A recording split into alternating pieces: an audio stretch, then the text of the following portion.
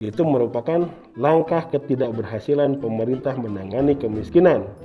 Orang tersebut mengendalikan orang tua sebagai media untuk mencapai keberhasilan bagi dirinya sendiri.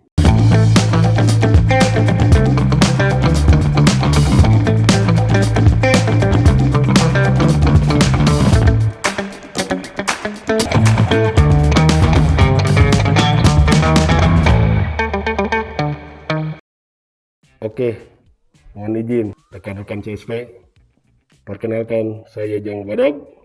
Sebetulnya saya ini adalah fans beratnya dari Creative Show Project atau CSP yang sebelumnya mungkin dipegang oleh Kang Hans ya. Di sini karena saya adalah fans beratnya, akhirnya Kang Hans mendelegasikan saya sebagai penggantinya beliau.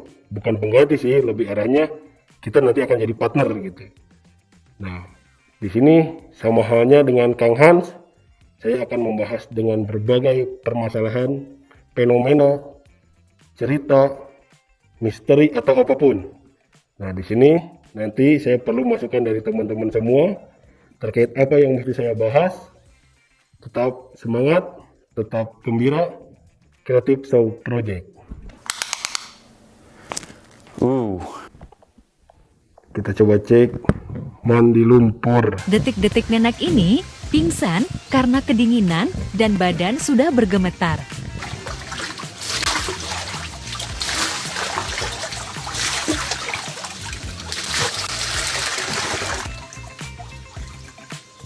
Baik, rekan-rekan CSP, setelah saya tadi sedikit membuka informasi terkait fenomena viral saat ini, salah satunya kita ambil satu kasus, yaitu tentang fenomena ngemis mandi lumpur. Mungkin rekan-rekan CSP sudah mengetahui ya fenomena tersebut itu seperti apa gitu. Banyak orang yang berspekulasi, banyak orang yang memiliki perspektif, entah itu perspektif positif, entah itu perspektif negatif. Mungkin di sini akan menjadi banyak pembahasan atau diskusi yang sangat menarik nih terkait fenomena tersebut.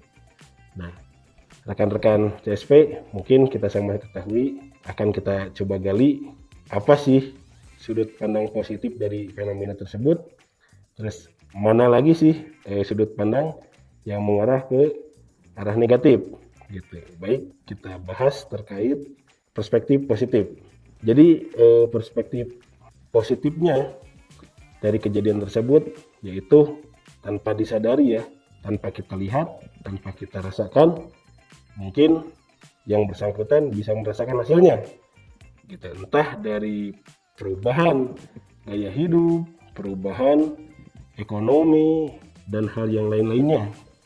Tanpa disadari, kita melihat sepintas tahun 2022 mereka sudah bisa mempostingkan hasil-hasil jerih payah mereka dari aktivitas mereka yang mereka laksanakan. Mereka bisa membeli kendaraan di atas rata-rata, terus pendapatan yang signifikan, terus fasilitas yang memang signifikan juga gitu. Nah, tanpa disadari itu merupakan perspektif positif bagi yang bersangkutan. Nah, teman-teman juga kan bisa menilai mungkin dari perubahan-perubahan tersebut bagi mereka itu adalah ikhtiar atau gaya bekerja mereka untuk mendapatkan rezekinya itu seperti itu gitu. Nah, sekarang dari perspektif negatif, seperti apa sih aspek negatifnya gitu kan. Nah, mungkin rekan-rekan mengetahui juga aturan di negara Indonesia itu seperti apa. Bahwasannya mengemis baik online atau itu offline itu sangat dilarang rekan-rekan semua gitu, karena tujuan dari pemerintah Indonesia itu adalah mensejahterakan masyarakat dan memakmurkan masyarakat. Jadi kalau misalkan ada muncul fenomena seperti berikut, seperti tadi yang saya sampaikan, itu merupakan langkah ketidakberhasilan pemerintah menangani kemiskinan. Seperti itu. Jadi di mana sih sebetulnya letak perspektif negatifnya gitu. Nah, ini satu poinnya yaitu orang tersebut mengendalikan orang tua sebagai media untuk mencapai keberhasilan bagi dirinya sendiri. Itu yang pertama. Yang kedua, tanpa disadari dengan adanya fenomena tersebut mereka sedang menggali atau mencari rezeki dengan cara mengemis, yaitu entah dari gift atau dari merchandise atau apapun lah semacam itu gitu, tanpa disadari seperti itu. Yang ketiga yaitu apa? Menggunakan orang tua sebagai media mencari rezeki. Nah, kalau kepercayaan saya nih rekan-rekan semua ya, nggak ada sejarahnya orang tua kita pekerjakan supaya kita dapat penghasilan. Seperti itu, nggak ada ceritanya. Nah, yang saya ketahui juga, apabila kita memuliakan orang tua, niscaya kita akan dimuliakan. Lebih mulia semulia-mulianya kita memuliakan orang tua. Nah, itu rekan-rekan harus pegang tuh, apa namanya, kata-kata seperti itu gitu, ingatan seperti itu. Karena apa? Dengan cara kita memuliakan orang tua, insya Allah lah, semua langkah, semua upaya diberkahi. Nice. Gitu. Lain cerita dengan menggunakan orang tua sebagai media, apalagi ini mengemis. Mengemisnya yang mengarah kemana? Mengarah ke merugikan salah satu orang, apalagi itu orang tua kita.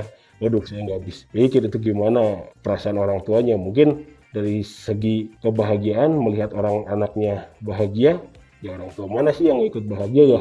Bisa merubah pola kehidupan, merubah gaya hidup gitu. Mungkin dari komentar ibunya itu, kalau bertani itu susah mencari uang lebihnya gitu. Sedangkan dari TikTok seperti itu bisa mendapatkan pundi lebih cepat gitu. Tapi kan di situ kita pun harus mengukur kapasitas seseorang itu dari usia, kekuatan, tahanan badan, gitu, kesehatan, boleh dicek. Usia segitu dingin-dinginan apa nggak kena rematik tuh gitu kan, harus jadi bahan pertimbangan juga itu gitu. Karena ya saya tidak membohongi diri saya sendiri lah. Kayak saya nih mandi sore atau mandi malam nih langsung kerasa kaki linu-linu gitu kan. Mungkin itu dari aspek penyakit rematik juga kayaknya gitu kan. Nah, itu poinnya di situ. Jadi apalagi di sini yang tadi saya sampaikan di belakang, yaitu orang tua dijadikan media. Waduh, nalarnya ini udah sangat luar biasa gitu. Makanya kan ini menjadi respon positif juga, gerak cepat juga dari pemerintah supaya menindaklanjuti kegiatan-kegiatan seperti itu. Gitu. Apalagi ada, kalau nggak salah ya, saya dengar juga, saya baca juga, ada satu pengusaha yang meminta aktivitas itu diberhentikan, tapi malah memberikan tantangan, minta uang gaji gitu ya, sekitar 200 juta. Masya Allah, itu sangat luar biasa kawan-kawan, rekan-rekan semua gitu kan, sangat luar biasa gitu. Sedangkan kita yang pontang-panting nyari rezeki nih di tanah anarki kasarnya gitu kan, wah sudah sangat luar biasa gitu. Tapi ya itu kita ambil hikmahnya aja, karena tanpa disadari yaitu terkadang orang-orang itu memandang dari dua sudut pandang, yaitu perspektif positif dan perspektif negatif gitu. Jadi tidak bisa dibenarkan juga persepsi saya bahwa itu salah atau itu benar, nggak bisa, karena itu kita kembalikan lagi ke pandangan masing-masing. Cuman apa yang tadi saya jelaskan, apa yang tadi saya paparkan, itu merupakan beberapa analisis terkait apa yang saya ketahui, apa yang saya pelajari dari kasus tersebut gitu. Jadi tidak perlu dijadikan bahan pergunjingan, apalagi diskusi yang bisa memecah belah, tidak perlu. Ini bukan podcast atau siaran yang bisa mengundang diskusi menjadi serius, enggak. Ini mah hanya bercanda. Apalagi yang bawa acara adalah Jang Bodog. Jadi tidak perlu risau, tidak perlu bingung. Yang penting tetap semangat, tetap gembira, tetap di CSP.